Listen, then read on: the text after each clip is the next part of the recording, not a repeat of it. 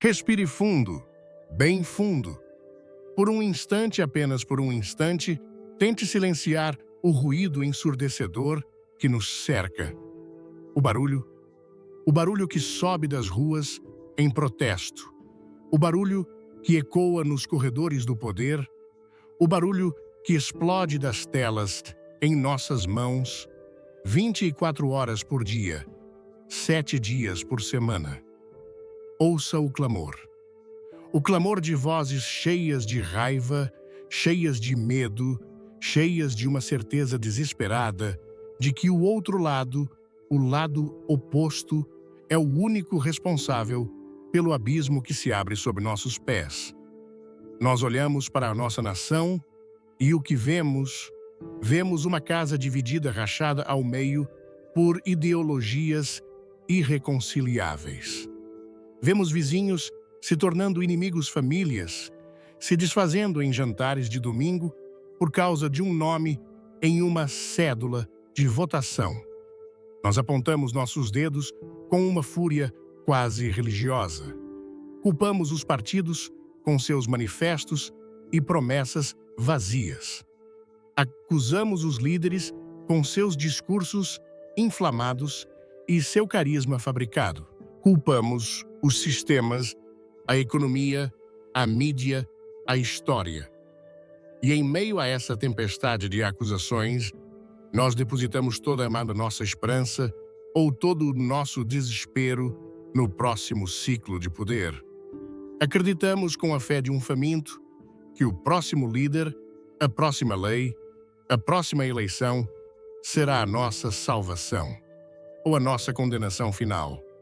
Lutamos, gritamos, marchamos e nos dividimos absolutamente convencidos de que a grande batalha pela alma e pelo futuro de nossa nação é uma guerra travada exclusivamente no campo político. Mas, e se eu lhe o dissesse com toda solenidade que minha alma pode reunir, que estamos terrivelmente, tragicamente enganados, e se eu lhes dissesse que estamos todos sentados na primeira fila de um grande teatro, hipnotizados pelo drama que se desenrola no palco, enquanto a verdadeira estrutura do prédio, a fundação, está apodrecendo silenciosamente debaixo de nós. E se tudo isso, toda essa agitação febril, todo esse drama político que consome nossa energia, nossa paz e nossos relacionamentos, for apenas a sombra e não a substância, apenas o sintoma e não a doença, é uma miragem, uma distração grandiosa projetada para manter nossos olhos fixos no horizonte, enquanto ignoramos o chão que está desmoronando sob nossos próprios pés. A crise que ameaça nos devorar, que nos enche de ansiedade pela manhã e nos rouba o sono à noite, não é, em sua raiz, uma falha de liderança. Não é um erro de cálculo econômico. Não é uma falha no sistema democrático. É algo muito mais profundo, muito mais antigo. É um vazio no altar. A verdade, meus queridos amigos, uma verdade que precisamos ouvir desesperadamente é que uma nação não começa a morrer por causa de suas leis. Ela começa a morrer por causa de sua alma. O colapso final de uma sociedade não começa com um decreto assinado no palácio do governo. Ele começa com um sussurro silencioso no coração de seu povo. O sussurro que diz: nós não precisamos mais de Deus. Pense nisso. Os grandes impérios da história não se tornaram pó por causa de uma única lei ruim ou de um único governante incompetente. Eles apodreceram de dentro para fora. Eles se tornaram tão arrogantes em seu próprio poder, tão confiantes em sua própria sabedoria, tão imersos em sua própria depravação, que se esqueceram da rocha sobre a qual um dia foram construídos. Eles trocaram a adoração ao Criador pela adoração à criatura. Seja essa criatura o poder, o dinheiro, o prazer ou o próprio Estado. E quando a fundação espiritual é removida, não importa quão magnífica seja a estrutura, não importa quão fortes pareçam suas legiões, ou quão cheios estejam seus cofres, o colapso é inevitável. É apenas uma questão de tempo. O que estamos testemunhando hoje não é diferente. Nós olhamos para as rachaduras em nossas paredes e culpamos os pintores, os arquitetos, os engenheiros. Mas a verdadeira fissura, a fissura original, não está na parede, está na fundação. A verdadeira crise não está na casa do poder, mas na casa de adoração. O problema não é a corrupção do homem no trono, mas a condição do homem na rua que esqueceu o caminho de volta para casa, para o seu pai. Portanto, enquanto o mundo grita por soluções políticas, a voz do céu nos chama para algo muito mais fundamental. Enquanto todos debatem sobre quem deve nos liderar, Deus está perguntando quem nós decidimos seguir. O colapso, se ele vier, não terá sido por causa de um partido que subiu ou de um líder que caiu. Terá sido o resultado de milhões de pequenas decisões tomadas em milhões de corações, dia após dia, que escolheram a escuridão em vez da luz, a mentira em vez da verdade, o eu em vez do Salvador. O veredito final da história não dirá que a política falhou. Dirá que o povo se esqueceu de seu Deus. O colapso não começa no Senado. Ele começa no santuário. E é para lá, para o lugar sagrado do coração humano, que devemos olhar antes que seja tarde demais. Sim, o colapso começa no santuário. E é precisamente por isso, por causa dessa verdade solene e aterrorizante, que eu preciso lhes dizer algo mais. Algo que talvez fará seu coração parar por um instante. O veredito, meus amigos, o veredito sobre esta nação já foi escrito. Não foi redigido ontem à noite em uma sala de reuniões secreta. Não está sendo debatido agora em algum comitê de homens poderosos. Ele já foi selado.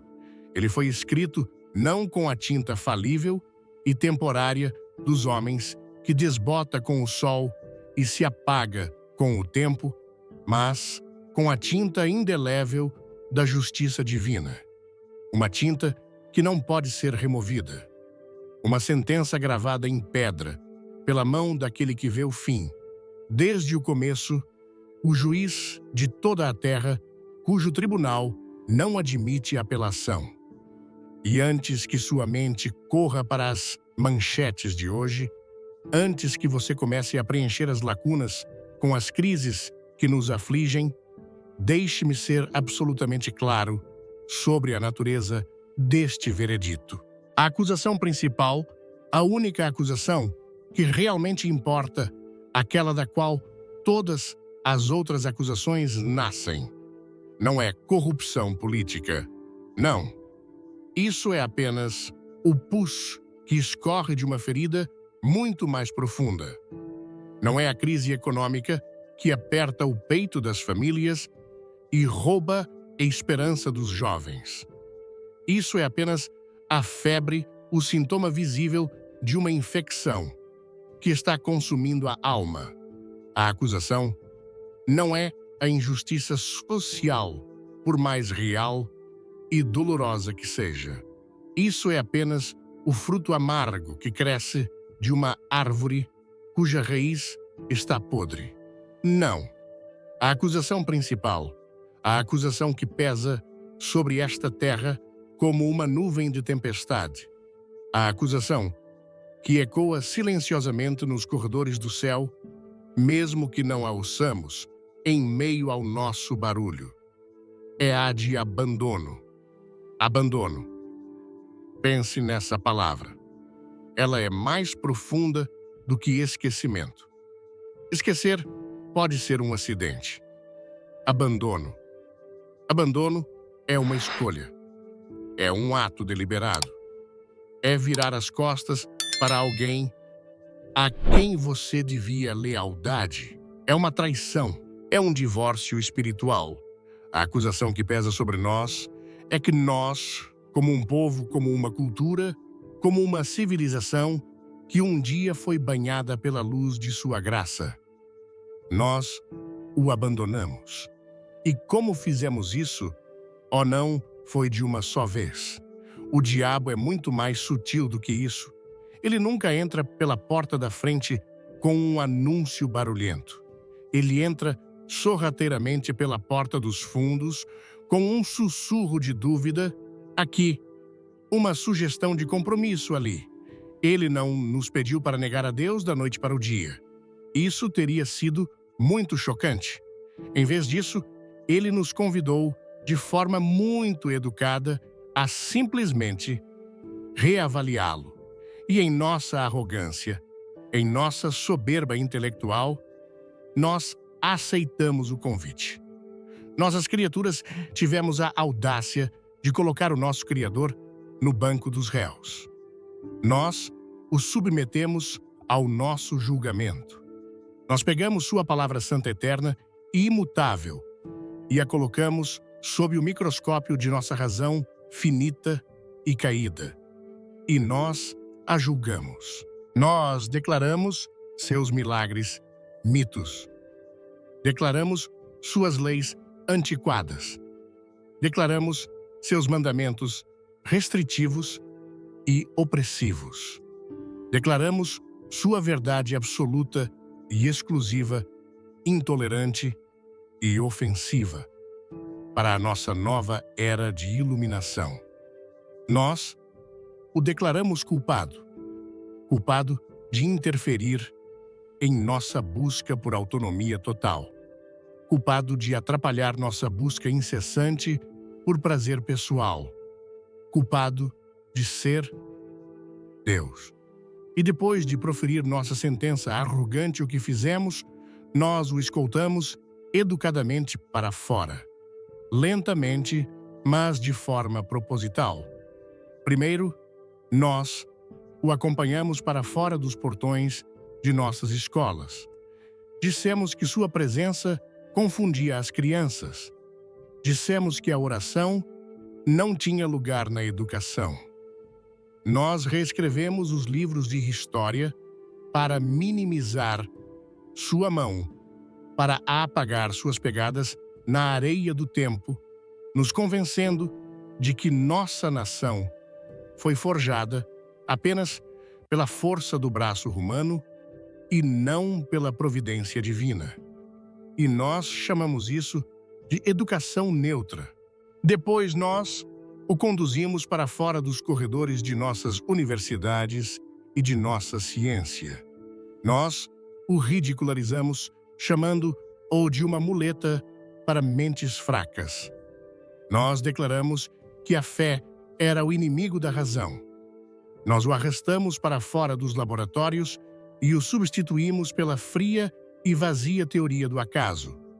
Uma teoria que nos deu um universo sem propósito e uma humanidade sem esperança, nascida de uma explosão cósmica aleatória e destinada ao esquecimento.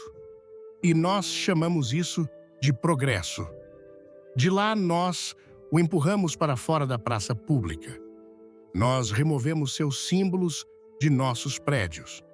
Nós processamos qualquer um que ousasse mencionar seu nome em um discurso público.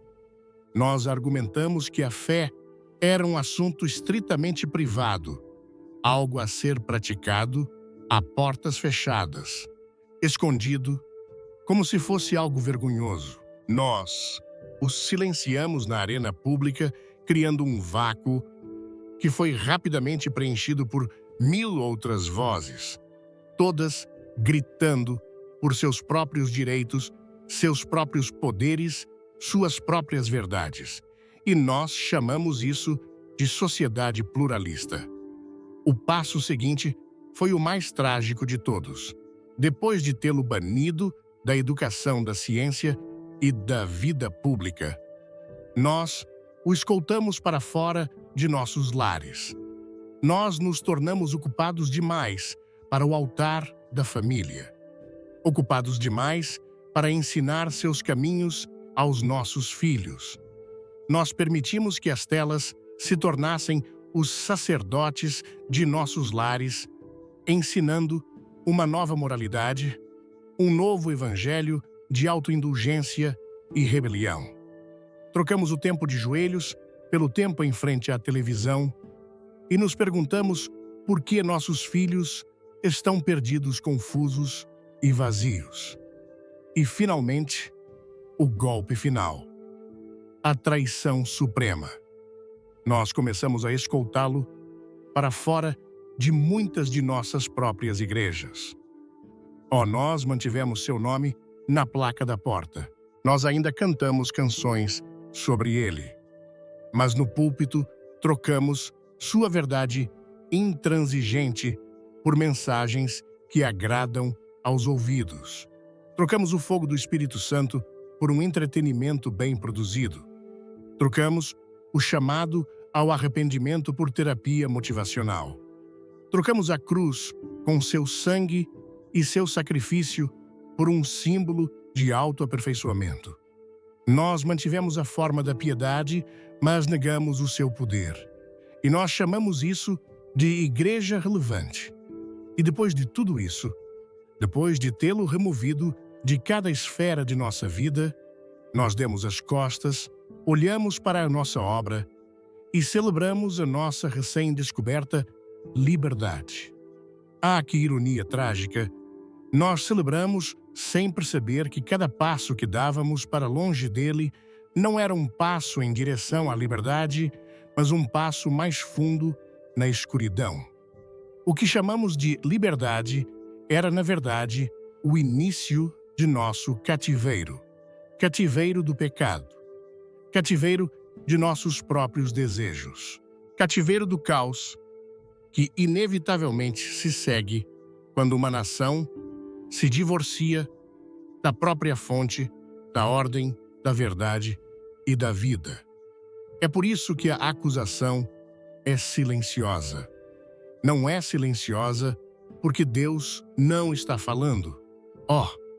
Ele está falando. Ele fala através do colapso da família. Ele fala através da confusão em nossa cultura. Ele fala através do vazio nos olhos de nossos jovens. Ele fala através da própria desintegração que vemos ao nosso redor. A acusação é silenciosa para nós porque nós nos tornamos surdos.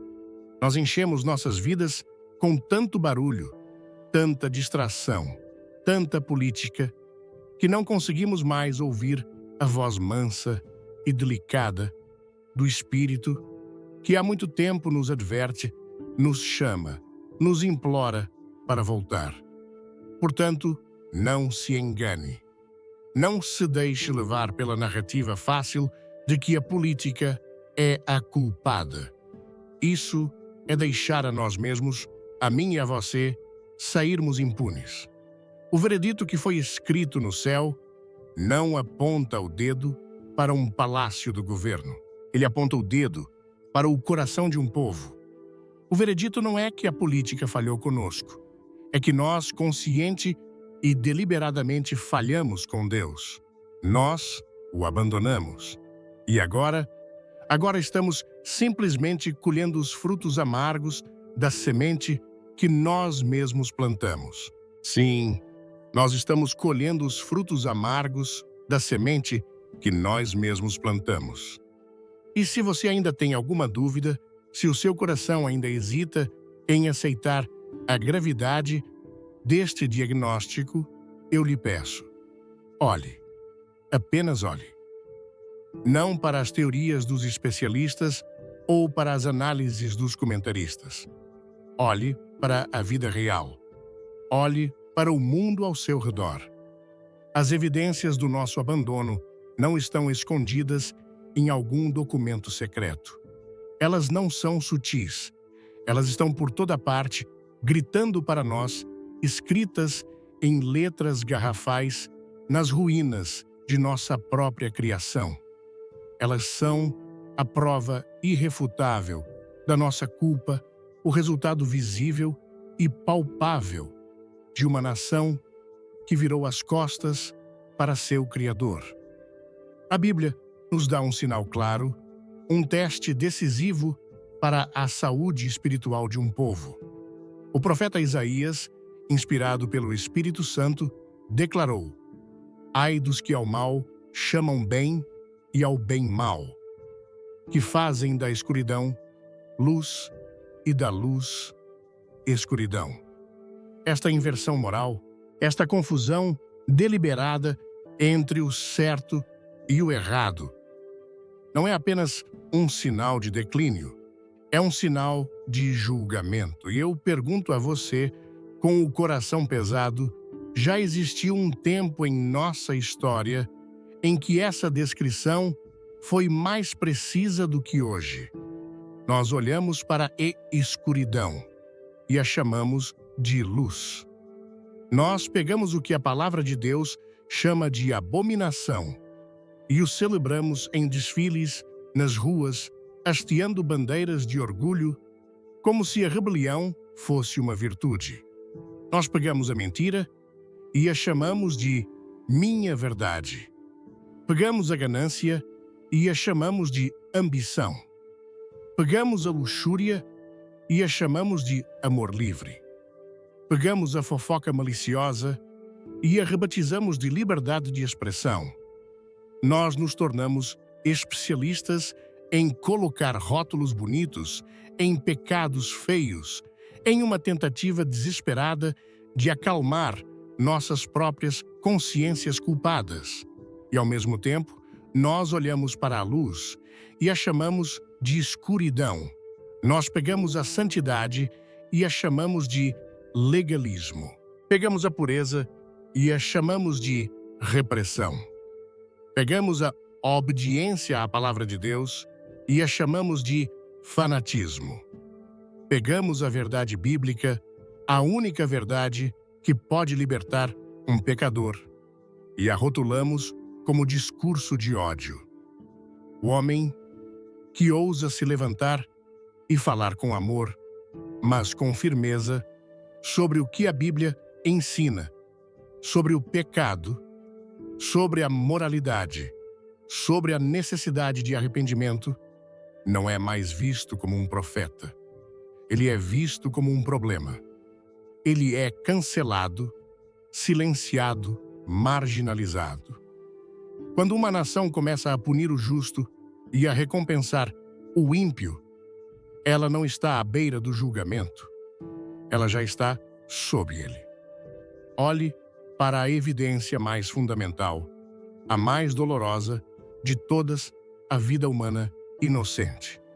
Nós que fomos criados à imagem de um Deus que tece cada vida no ventre materno, nós nos tornamos uma civilização que descarta seus próprios filhos como se fossem lixo. Nós desenvolvemos uma linguagem fria e clínica para mascarar o horror. Chamamos de escolha, de procedimento, de interrupção. Mas por trás dessas palavras vazias, a verdade permanece. Nós legalizamos, celebramos e até financiamos o assassinato dos mais indefesos entre nós. Quando o som do coração de um bebê, a música mais sagrada da criação, é silenciado em nome da conveniência pessoal, o coração de Deus se parte e sua justiça não dormirá para sempre. Olhe para a santidade do casamento. A primeira instituição que Deus ordenou na alvorada da criação, o alicerce da sociedade, a imagem terrena do amor de Cristo por sua igreja. E o que fizemos com ela, nós a redefinimos. Nós a banalizamos. Nós a distorcemos para se adequar a cada capricho, a cada desejo, a cada nova ideologia, até que a palavra casamento perdesse quase todo o seu significado sagrado. E ao fazê-lo, não atacamos apenas uma instituição social.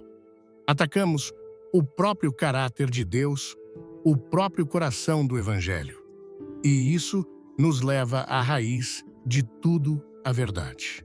Pilatos, em sua arrogância, perguntou a Jesus o que é a verdade. E essa mesma pergunta cínica ecoa em nossa cultura hoje. Nós nos tornamos uma sociedade onde a verdade objetiva foi substituída pela preferência subjetiva. Isso é verdade para você, mas não para mim. Que mentira do inferno! A verdade não é uma questão de opinião. A verdade é uma pessoa. Seu nome é Jesus. E quando uma nação rejeita a verdade, ela não fica em um estado de neutralidade. Ela se entrega à mentira. Cada homem se torna seu próprio Deus, seu próprio legislador, seu próprio juiz, decidindo o que é certo e o que é errado aos seus próprios olhos. E a Bíblia tem um nome para isso. É o mesmo espírito que prevaleceu nos dias dos juízes, uma das eras mais sombrias da história de Israel. Uma era de caos, violência e depravação, precisamente porque cada um fazia o que parecia bem aos seus próprios olhos. Nós estamos vivendo nesses dias novamente. Olhe para a desintegração da família, aquela célula fundamental ordenada por Deus para ser o viveiro da fé, do amor e da virtude. Olhe como ela foi atacada, redefinida e enfraquecida por todos os lados. Pais que não são pais, mães que não são mães. Filhos deixados à deriva em um oceano de confusão moral e emocional, sem uma âncora, sem uma bússola. Nós nos perguntamos por que há tanta dor, tanta ansiedade, tanta rebelião em nossa juventude. A resposta é simples. Nós destruímos seus lares. Nós removemos a fundação. E agora estamos chocados que o prédio esteja desmoronando.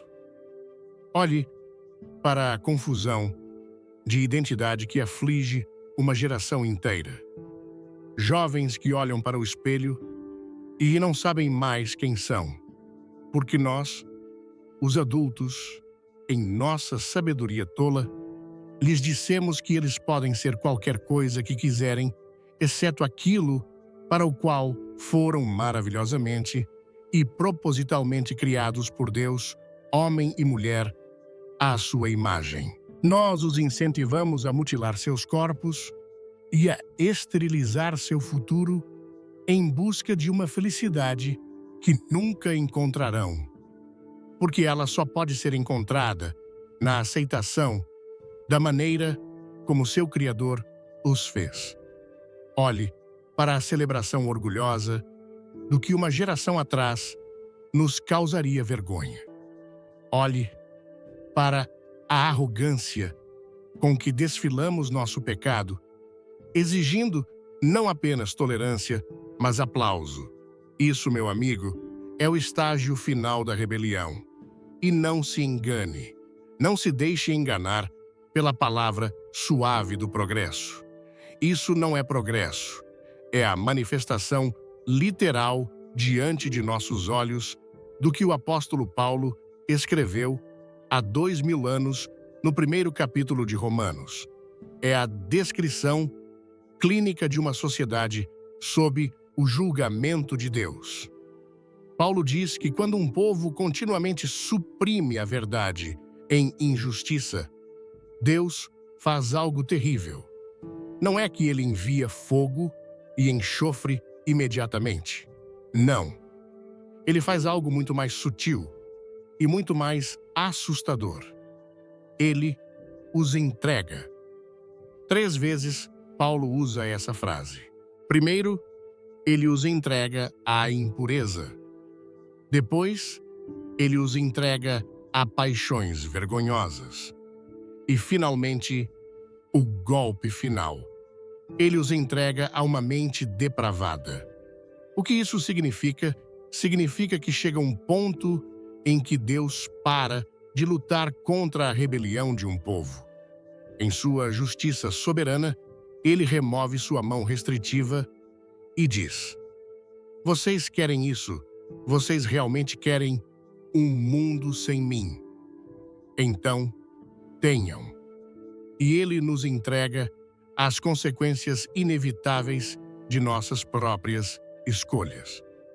O caos, a confusão, a depravação, a violência que vemos explodindo em nossa sociedade não são um sinal de que Deus está ausente ou que ele perdeu o controle. Oh, não. É precisamente o oposto. É um sinal aterrorizante de que ele está no controle e que ele está nos dando precisamente o que nossos corações rebeldes pediram, um mundo sem ele. E nós estamos descobrindo, tarde demais, que um mundo sem Deus é o próprio inferno na Terra. As evidências estão aí. O caso está encerrado. A questão não é mais se seremos julgados. A questão é se vamos acordar e clamar por misericórdia antes que a sentença final seja executada. Sim, a questão é se vamos acordar e clamar por misericórdia. Mas enquanto olhamos para essa paisagem de desolação moral, enquanto vemos a enchente da impiedade subindo cada vez mais alto, uma pergunta agonizante surge em nossa alma. Uma pergunta que precisa ser feita, por mais dolorosa que seja a resposta. Onde estava a igreja? Onde estava o povo chamado por seu nome, a comunidade que deveria ser o sal da terra e a luz do mundo? Onde estavam os atalaias, que Deus posicionou nos muros para soar a trombeta ao primeiro sinal de perigo? Onde estava a consciência moral da nação? Eu gostaria de poder lhes dizer que a igreja estava de pé como uma rocha inabalável no meio da tempestade. Gostaria de poder dizer que estávamos lutando, chorando, orando, jejuando, pregando a verdade em amor, mesmo que isso nos custasse tudo. Mas se eu dissesse isso, eu estaria mentindo.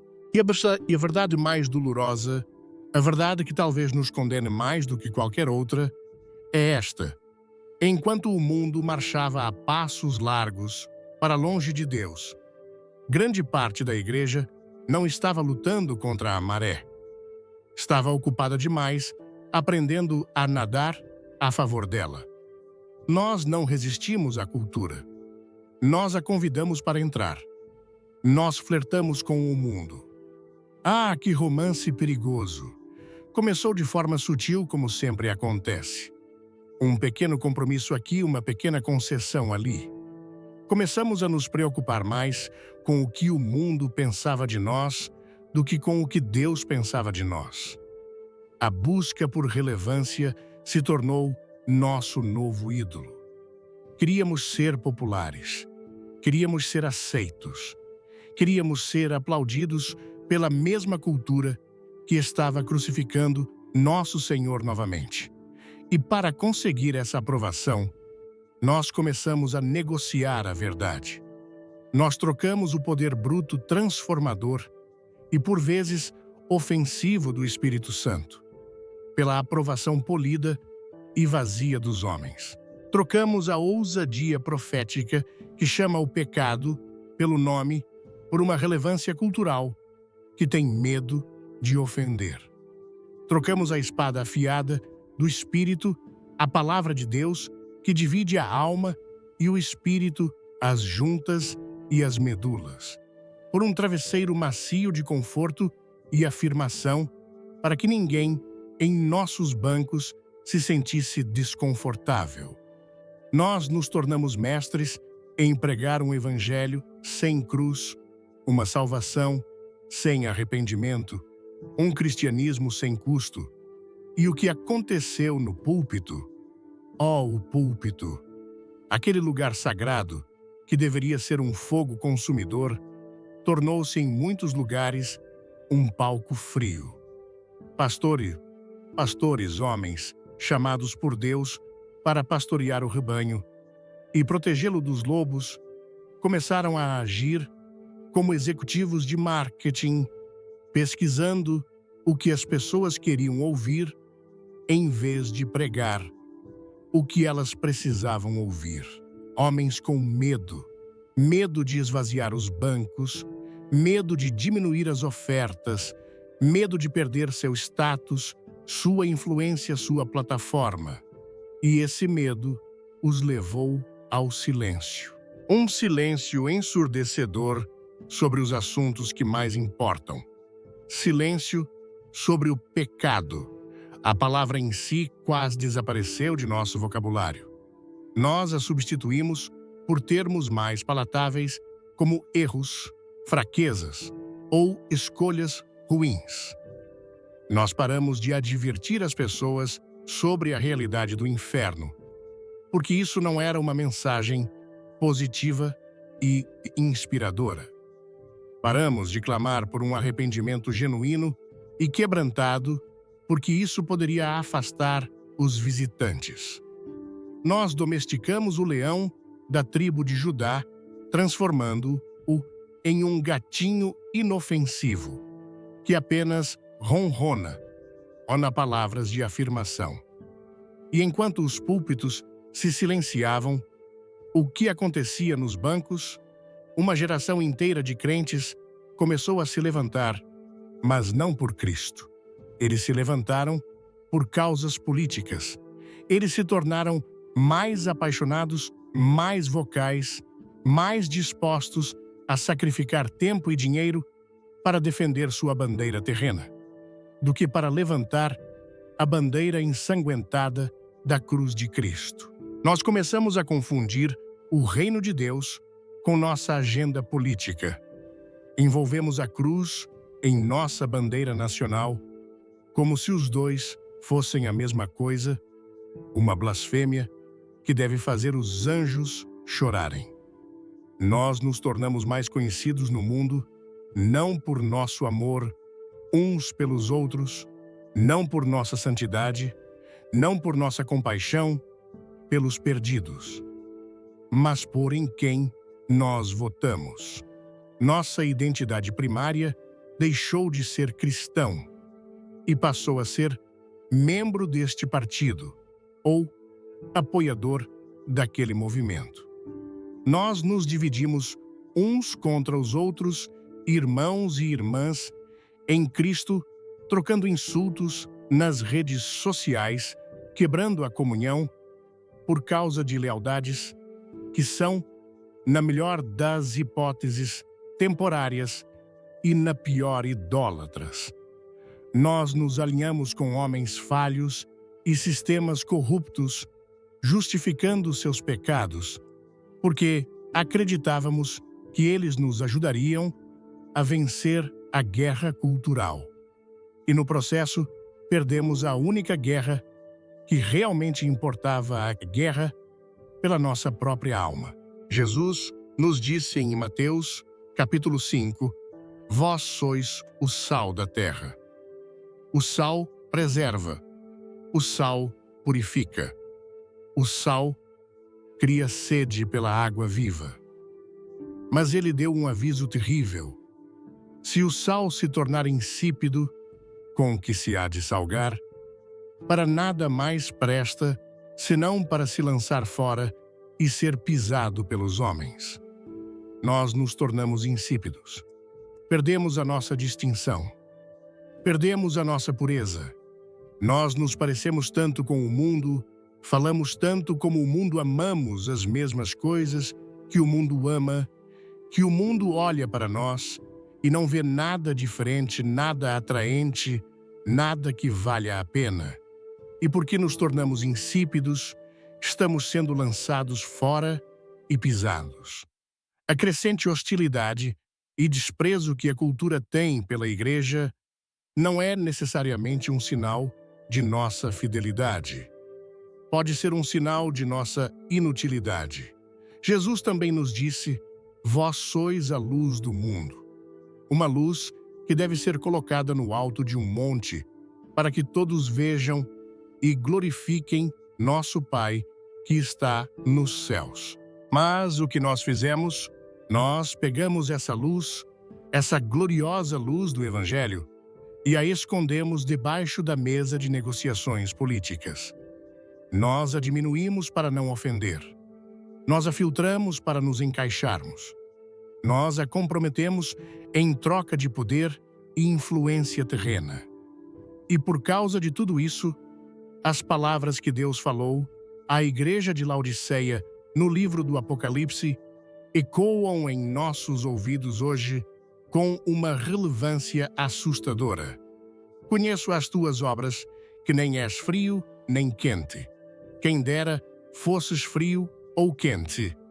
Assim, porque és morno e não és frio nem quente, estou a ponto de vomitar-te da minha boca. Morno. Essa é a palavra que descreve grande parte da igreja hoje. Não somos frios o suficiente para abandonar a fé completamente, nem quentes o suficiente para viver por ela radicalmente. Estamos presos em um meio-termo confortável, uma zona de mediocridade espiritual, uma fé que não nos custa nada e, portanto, não vale nada. E essa mornidão, essa complacência é nauseante para um Deus santo. É por isso que a Bíblia é clara em 1 Pedro, capítulo 4, porque já é tempo que comece o julgamento pela casa de Deus. O julgamento não começa no palácio presidencial. Ele não começa nos tribunais ou nos parlamentos. Ele sempre começa na casa de Deus. Antes que Deus lide com o pecado do mundo, ele primeiro lida com o compromisso de seu próprio povo. Ele está sacudindo sua igreja. Ele está peneirando o trigo do joio. Ele está purificando sua noiva, e o fogo da purificação pode ser doloroso, mas é necessário. A cumplicidade do púlpito e a complacência dos bancos abriram as portas para a crise que enfrentamos. E a cura, se ela vier, deve começar exatamente no mesmo lugar, com o arrependimento na casa de Deus. Sim, a cura deve começar com o arrependimento na casa de Deus, mas em nossa cegueira espiritual, em nossa confusão, em vez de nos voltarmos para dentro, para o altar do quebrantamento, nós teimosamente continuamos a olhar para fora. Nós olhamos para a tempestade que nós mesmos ajudamos a criar. E em nosso pânico, nós clamamos. Clamamos por um Salvador. Mas não o Salvador do Calvário. Não. Nós já o relegamos a um canto de nossas vidas. Nós clamamos por um Salvador político. Um homem, um movimento. Uma plataforma forte que possa, pela força da legislação e do poder executivo, reverter a maré de decadência que ameaça nos afogar. Nós procuramos por um campeão, um guerreiro que lute por nós na arena pública, alguém que fale a nossa língua, que valide as nossas frustrações e que prometa restaurar a glória perdida. E então, em momentos como este, algo misterioso e terrível acontece. A história e as Escrituras nos mostram repetidamente que muitas vezes, na sabedoria soberana e insondável de Deus, ele responde a esse clamor. Mas ele não responde da maneira que esperamos. Muitas vezes, ele não dá a uma nação o líder que a curará. Em vez disso, ele permite que suba ao poder o líder que ela merece. Pense nisso por um momento. É uma verdade aterrorizante. Deus, em sua justiça, às vezes permite que uma nação seja governada não por aqueles que irão curá-la, mas por aqueles que irão refleti-la. Ele ergue um espelho gigantesco na forma de um governante. E nesse espelho polido, pela providência divina, a nação é forçada, queira ou não, a confrontar seu próprio reflexo. É um princípio que vemos claramente nas Escrituras. Quando o povo de Israel, cansado de ser governado pelo próprio Deus, clamou por um rei, como todas as outras nações, o que Deus fez? Ele os advertiu. Ele, através do profeta Samuel, detalhou todas as maneiras pelas quais um rei terreno os oprimiria, tomaria seus filhos, suas filhas, suas terras e sua liberdade. Mas eles não ouviram. Eles insistiram. E então, Deus lhes deu o que eles pediram. Ele lhes deu Saul. E quem era Saul? Superficialmente, ele era exatamente o que o povo queria. Alto, bonito, carismático. Um líder militar que parecia forte e confiante. Ele era a imagem perfeita de um rei. Mas por baixo da superfície, no lugar secreto do coração, Saul era orgulhoso, impulsivo, inseguro. Um homem que temia mais a opinião do povo do que a ordem de Deus.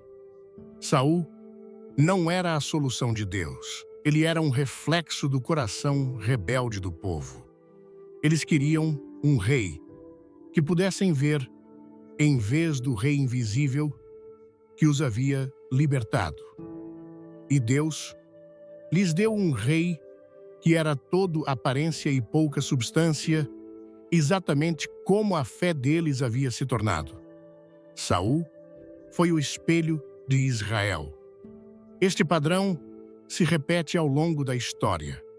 Deus usa líderes não apenas para abençoar, mas também para expor. Se um povo se torna arrogante e orgulhoso de sua própria força, Deus pode permitir que um líder igualmente arrogante suba ao poder para mostrar-lhes a feiura de seu próprio pecado. Se um povo se entrega ao amor, pelo dinheiro e pela ganância, Deus pode permitir um líder corrupto cuja avareza reflete a idolatria da nação. E um povo se apaixona pela divisão, pelo tribalismo, pelo nós contra eles, Deus pode permitir um líder que seja mestre em polarizar, em colocar irmão contra irmão, para que o povo possa provar o fruto amargo de sua própria semeadura. Se um povo começa a valorizar o espetáculo acima da substância, a personalidade acima do caráter, a retórica inflamada acima da sabedoria ponderada, Deus pode permitir que um líder, que é um mestre do entretenimento e da autopromoção, o governe. Por que ele faria isso? Seria crueldade? Não. É uma forma severa de misericórdia. É a tentativa de Deus de nos chocar, de nos tirar de nosso torpor complacente. É como um médico que precisa quebrar um osso novamente para que ele possa sarar corretamente. É doloroso, é confuso, mas o propósito não é destruir. O propósito é revelar. Ele nos força a olhar para a feiura em nosso trono para que possamos finalmente, com o coração quebrantado, reconhecer a rebelião em nossos próprios corações. Quando olhamos para a liderança de nossa nação, seja no presente ou no passado recente, a tentação é sempre a mesma, ou transformá-los em messias ou em demônios. Ou os defendemos cegamente, justificando cada falha, ou os atacamos implacavelmente, culpando-os por todos os nossos problemas. Mas ambas as abordagens perdem o ponto espiritual. O chamado para o crente não é simplesmente aplaudir ou condenar, é discernir. A pergunta que o céu está nos fazendo não é: você aprova este líder? A pergunta que o céu está nos fazendo é: o que eu estou tentando lhe mostrar sobre você mesmo através deste líder? O que o apoio fervoroso a uma figura controversa revela sobre o que nós realmente valorizamos? Será que revela que estamos tão desesperados por poder político que estamos dispostos a ignorar falhas de caráter gritantes que condenaríamos em qualquer outra pessoa? O que a ascensão de uma liderança que prospera na divisão nos diz sobre a condição de nossos próprios corações? Será que secretamente amamos o conflito? Será que encontramos nossa identidade mais em nossa afiliação política do que em nossa união em Cristo? O que a popularidade de líderes que falam com arrogância e desprezo revela sobre o que admiramos? Será que confundimos arrogância com força? Será que perdemos a apreciação pela humildade, pela gentileza e pelo espírito de servo que Jesus exemplificou? Estas são as perguntas difíceis. Estas são as perguntas do espelho. E são perguntas que não podemos responder enquanto estivermos presos no ciclo interminável de notícias e no partidarismo político. Só podemos respondê-las de joelhos sozinhos, diante de um Deus Santo, pedindo a Ele que nos dê olhos para ver. Olhos para ver além da política. Olhos para ver sua mão soberana, mesmo no caos. E o mais importante, olhos para ver nosso próprio reflexo no espelho que Ele, em sua severa misericórdia, colocou diante de nós. Portanto, da próxima vez que você se sentir consumido pela raiva ou pelo medo por causa de um líder, pare, respire e faça a pergunta do espelho: Senhor, o que tu estás dizendo? O que tu estás me mostrando sobre a minha nação, sobre a minha igreja e, acima de tudo, sobre o meu próprio coração, através deste homem, através deste momento?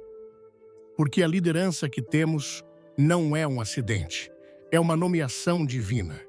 E pode não ser uma nomeação para nossa exaltação, mas para nossa exposição. E somente quando entendermos isso, poderemos começar o verdadeiro caminho da cura, não mudando o homem no poder, mas permitindo que Deus mude o coração de seu povo. A verdadeira cura começa quando permitimos que Deus mude o coração de seu povo. Mas como um coração pode ser mudado? Como uma mente pode ser renovada? Como uma alma pode ser transformada? Há apenas um instrumento na Terra que tem o poder de realizar essa cirurgia divina. Não é um programa de 12 passos. Não é uma filosofia de autoajuda. Não é um discurso político inspirador. É a palavra viva e ativa de Deus. É a única coisa que a Bíblia descreve como sendo mais cortante do que qualquer espada de 2 gumes, capaz de penetrar até o ponto de dividir a alma e o espírito. E isso, meus amigos, nos leva à raiz mais profunda de nossa crise. A maior calamidade que se abateu sobre nossa nação hoje não é uma fome de pão que deixa o estômago vazio. Não é uma escassez de recursos que esgota nossas contas bancárias. A crise mais desesperadora, a que precede e causa todas as outras, é uma fome silenciosa, mas mortal. Como o profeta Amós declarou há milênios: Eis que vem dias, diz o Senhor Deus, em que enviarei fome sobre a terra, não fome de pão, nem sede de água, mas de ouvir as palavras do Senhor. Esses dias não estão vindo. Eles chegaram. Nós estamos vivendo em meio a uma fome espiritual de proporções epidêmicas. Nossos santuários podem estar cheios. Nossos eventos podem estar repletos de emoção e energia. Nossas produções de adoração podem ter a qualidade de um show profissional. Mas nossas almas estão morrendo de inanição. Nós estamos alimentando o povo com lanches açucarados de inspiração momentânea, enquanto eles anseiam desesperadamente pela proteína substancial da verdade divina. Nós oferecemos discursos motivacionais cuidadosamente elaborados para fazer as pessoas se sentirem bem consigo mesmas, polvilhados com 1 ou 2 versículos bíblicos tirados de contexto para dar um verniz de espiritualidade, em vez de uma exposição ousada, honesta e, por vezes, desconfortável do "assim diz o Senhor". Ensinamos às pessoas como ter sua melhor vida agora, como alcançar seu potencial, como realizar seus sonhos.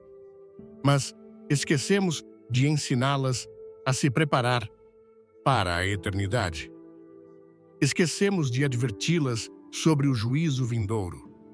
Esquecemos de falar sobre a santidade de Deus, a depravação do homem e a necessidade absoluta do sangue de Cristo. Nós, os pastores, os guardiões da verdade, trocamos nosso chamado sagrado pelo papel de animadores de auditório.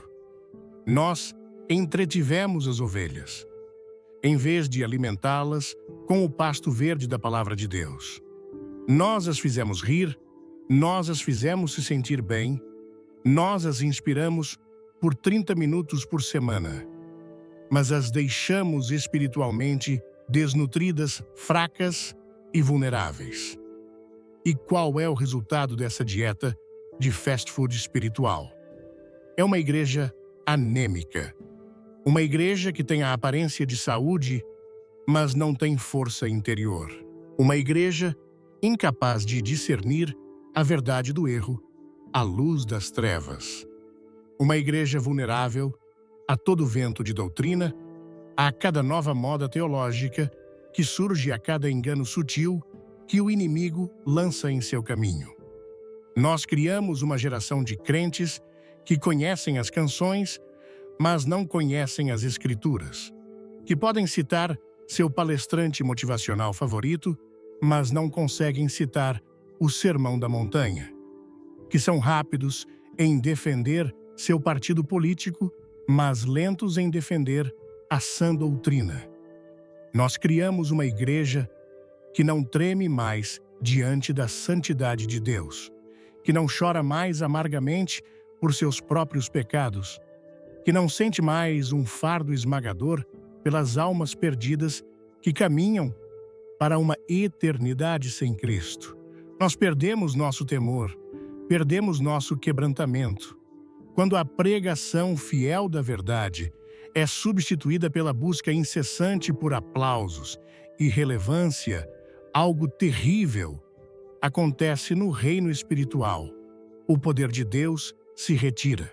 O Espírito Santo, que é o Espírito da verdade, é entristecido.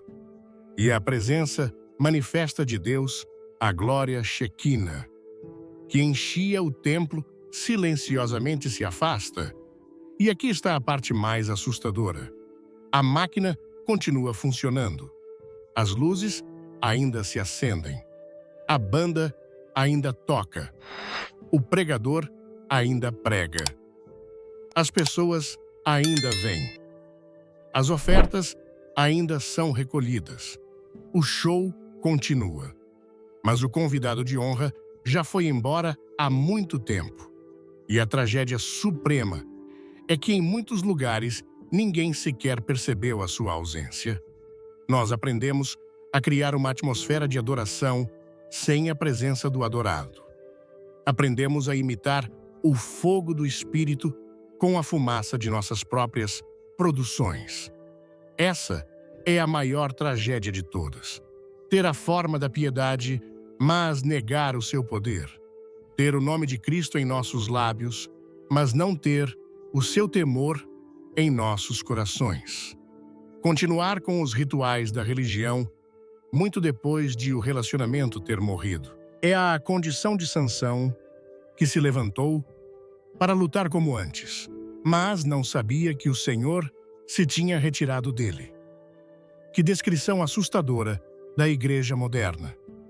Nós continuamos a fazer nossos programas, nossas conferências, nossas campanhas, sem saber que o poder que um dia nos animou já não está mais conosco. Esta fome da palavra é a mãe de todas as nossas outras crises. É por isso que não temos discernimento para ver o que Deus está fazendo através de nossos líderes.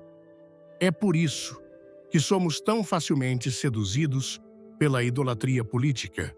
É por isso que nossa moralidade desmoronou. Porque quando a bússola da palavra de Deus é abandonada, o navio da nação fica inevitavelmente à deriva, à mercê de cada tempestade cultural e de cada onda ideológica. Nós abandonamos nosso mapa e agora estamos chocados por estarmos perdidos na escuridão. A cura para a nossa nação não será encontrada em um novo plano econômico ou em uma nova legislação. A cura começará quando os púlpitos desta nação pegarem fogo novamente. Fogo com a pregação descompromissada da palavra de Deus. E quando o povo de Deus faminto e sedento começar a se banquetear novamente na verdade, então, e somente então, a cura verdadeira poderá começar. O som do martelo do juiz celestial está prestes a cair, e a balança da justiça divina já pendeu contra nós. Fomos pesados e fomos achados em falta. O caso parece encerrado, a condenação inevitável. Mas, em meio ao silêncio tenso do tribunal celestial, em meio ao som iminente da sentença final, uma outra voz se levanta. Não é a voz da acusação, não é a voz da justiça. É uma voz que soa como o som de muitas águas. Uma voz cheia de uma dor e de um anseio que deveriam nos quebrar. É a voz da misericórdia. A misericórdia de Deus, que se recusa a desistir, que ainda clama em meio ao julgamento. O veredito de condenação foi escrito. É verdade. Mas a sentença final, ainda não foi executada.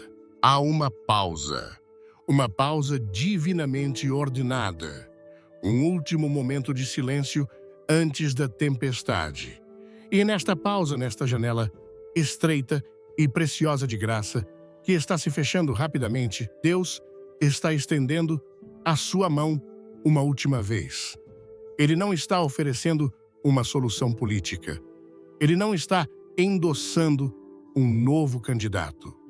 Ele está oferecendo a única coisa que pode reverter o veredito, um convite ao arrependimento. Esta é a grande desconexão. Nós, em nosso pânico, olhamos para a nossa nação em frangalhos e clamamos por um novo plano, uma nova estratégia, um novo líder.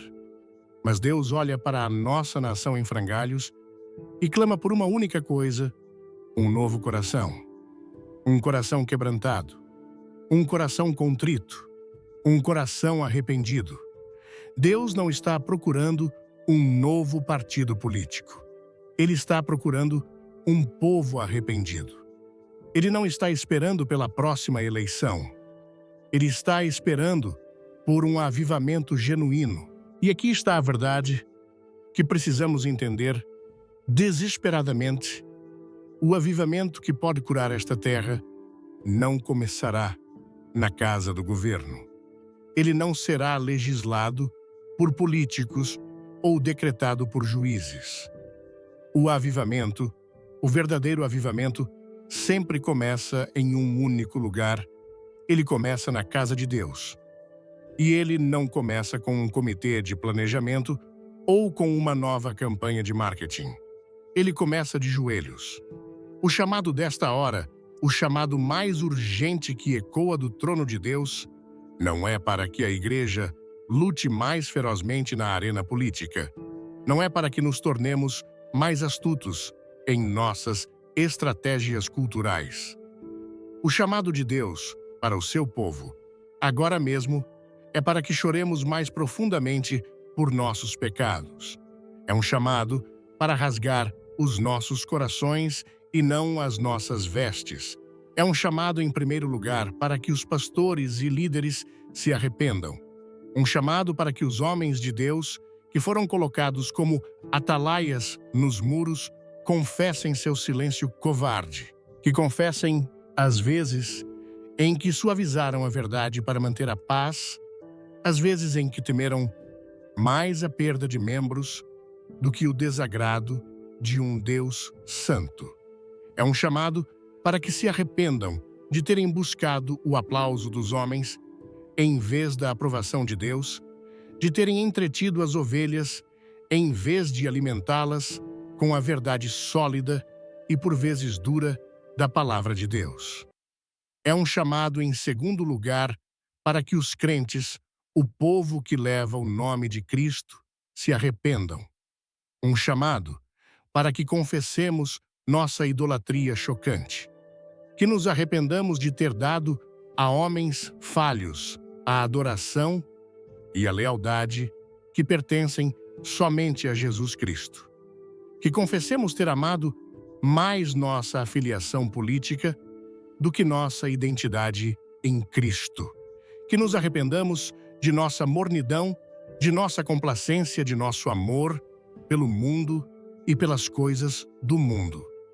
É um chamado para confessar que trocamos a glória do Deus incorruptível por imagens de homens, de partidos e de bandeiras mortais. Este arrependimento não pode ser superficial. Não é apenas dizer, me desculpe. É o tipo de arrependimento que o rei Davi demonstrou no Salmo 51. Um quebrantamento profundo que clama, cria em mim, ó Deus, um coração puro e renova em mim um espírito reto.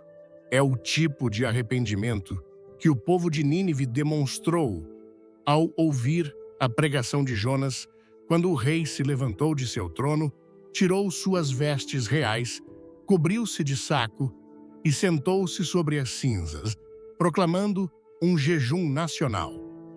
Eles não debateram com o profeta. Eles não formaram um comitê para analisar a situação. Eles simplesmente se humilharam diante da advertência de Deus. O caminho de volta para a saúde de nossa nação não é através da urna de votação.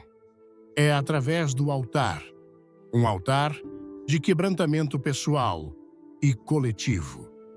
Um altar onde deixamos para trás nosso orgulho, nossas agendas, nossas lealdades divididas e nos lançamos inteiramente sobre a misericórdia de um Deus a quem ofendemos tão profundamente.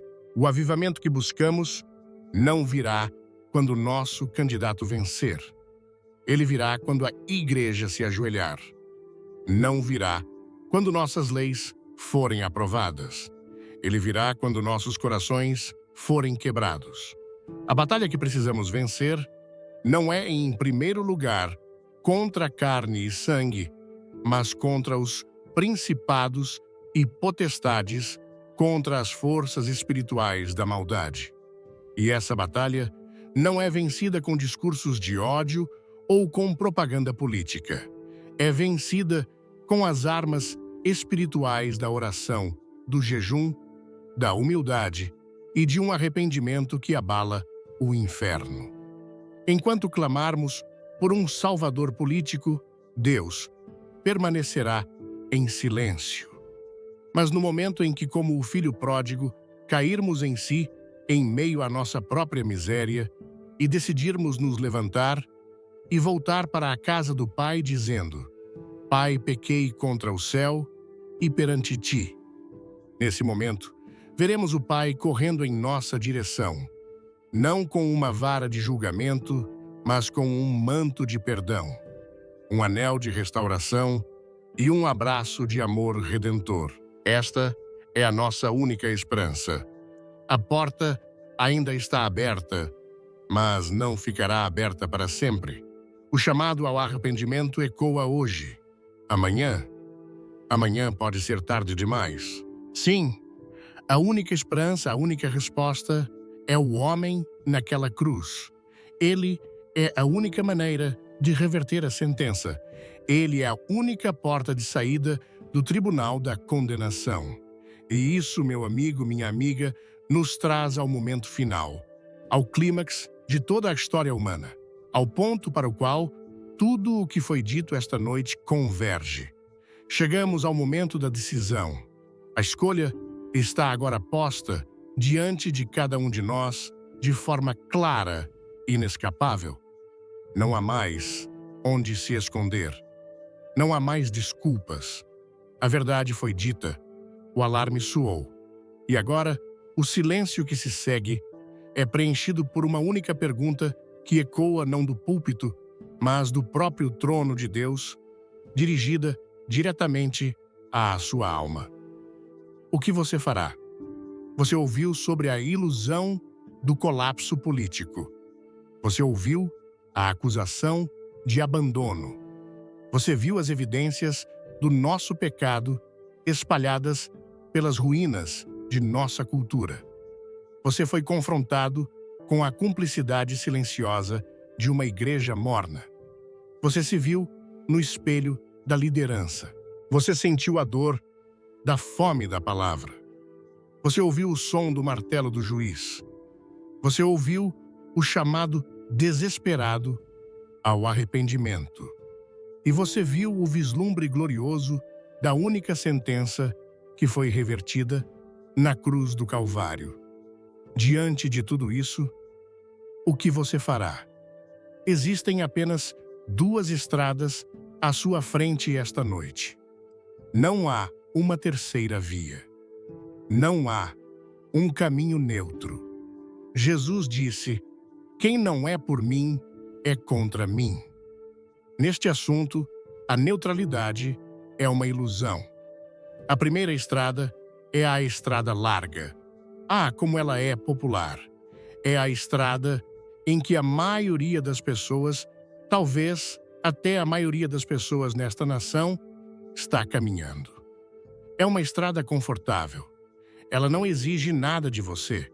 Ela permite que você continue a reorganizar as cadeiras no convés de um navio que está afundando, colocando sua fé e sua energia em sistemas e homens falhos, que inevitavelmente irão desapontá-lo. É a estrada que o incentiva a continuar a buscar a aprovação de um mundo que está prescendo a se conformar com uma cultura que chama o mal de bem. É aqui a estrada que lhe diz que você é o mestre do seu próprio destino, o capitão da sua própria alma. É uma estrada que parece fácil no começo, mas Jesus nos advertiu que seu destino final é a destruição. Ou você pode escolher a segunda estrada, a estrada estreita. É uma estrada menos percorrida. É uma estrada que exige que você deixe algo para trás. Exige que você deixe para trás seu orgulho. Exige que você deixe para trás seu pecado. Exige que você deixe para trás sua confiança em si mesmo e sua confiança em qualquer Salvador que não seja Jesus Cristo. É uma estrada que começa em um lugar chamado arrependimento e passa por um portão chamado cruz. É uma estrada que às vezes pode ser solitária. O mundo pode zombar de você por caminhar nela. Seus amigos podem abandoná-lo.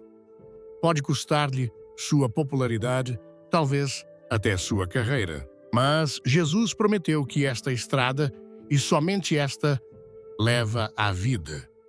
Vida abundante aqui e agora, e vida eterna no porvir. A escolha é sua. O tempo para tomar essa decisão está se esgotando. Eu não estou dizendo isso para ser dramático. Eu estou dizendo isso porque eu sinto com cada fibra do meu ser que estamos vivendo nos minutos finais da graça. A porta da arca, a porta da salvação em Cristo, que esteve aberta por 2000 anos, está começando a se fechar. A paciência de Deus, embora vasta como o oceano, tem um limite. A trombeta do céu já está nos lábios do anjo. E o som que ela produzirá não será uma melodia suave, mas um alarme final, um chamado para o julgamento. Este não é o momento para procrastinar. Não é o momento para dizer amanhã. A Bíblia te adverte: hoje, se ouvirdes a sua voz, não endureçais os vossos corações. Hoje é o dia da salvação. Então, eu lhe imploro, eu lhe suplico como um embaixador de Cristo. Você se curvará aos ídolos de nossa era, o ídolo do poder político, o ídolo do conforto pessoal, o ídolo da aprovação da multidão. Ou você hoje à noite, aqui e agora, se curvará ao único Rei digno, o Rei dos reis e Senhor dos senhores. Você continuará a buscar o perdão de uma cultura que não pode salvar sua alma, ou buscará o perdão do Deus que pode. O veredito final que importará para você não será o veredito da história sobre esta nação. Será o veredito de Deus sobre a sua alma. E esse veredito depende inteiramente de sua resposta a uma única e eterna pergunta. O que você fará com Jesus, chamado o Cristo?